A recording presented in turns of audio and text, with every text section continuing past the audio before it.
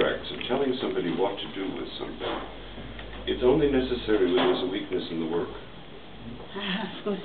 Because if the work makes it, if the work works, and you can build something like Felix Gonzalez-Torres was able to build, like I aspire to being able to build, something that's a specific object that has no specific form, and it has no metaphor.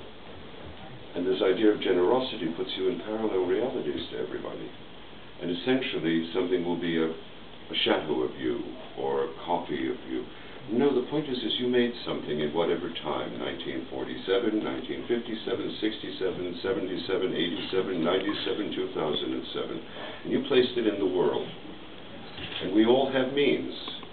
You can open a space any place you want in New York and people will come. And when we talk of public, the art world never used to be an exclusive community for middle-class people. It never used to be through the universities. It had nothing to do with the universities.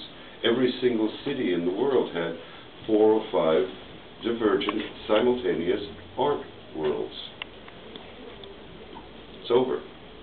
Because some poor Slav kid wanted a piece of paper to prove to his parents that they were an artist.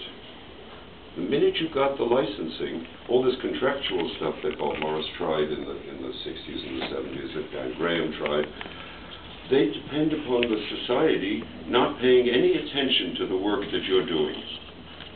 Which is a very interesting point. It's a conversation I've had with Maria Eichhorn, who is sort of 3/4 in agreement. I wouldn't want to speak for a colleague. But you're depending upon the value structure of a structure that your work itself, by its existence, is supposed to be changing. Every time you make a work and make it public, put it in the world, it's supposed to change the world in such a way that your previous conception of the way the world was isn't supposed to be the same. Got a real problem there, and that's all that I was making these spaces about. I don't know where this is. Who are we? We are public. I would imagine the majority of you pay taxes and you take your kids to the dentist. That's public. We're just people who decided to make questions the way that we attempt to make our daily bread. And how you make it with the market and all of that stuff doesn't seem to have very much to do with it, you know. Because the market in Minnesota is different than the market in New York. People in Minnesota live better sometimes, or just as well as the people in New York, or Brooklyn, or Staten Island, or someplace else. Sorry, my apologies, but I don't get it. I don't get these long conversations when essentially we're supposed to be trying to be making art and trying to change things.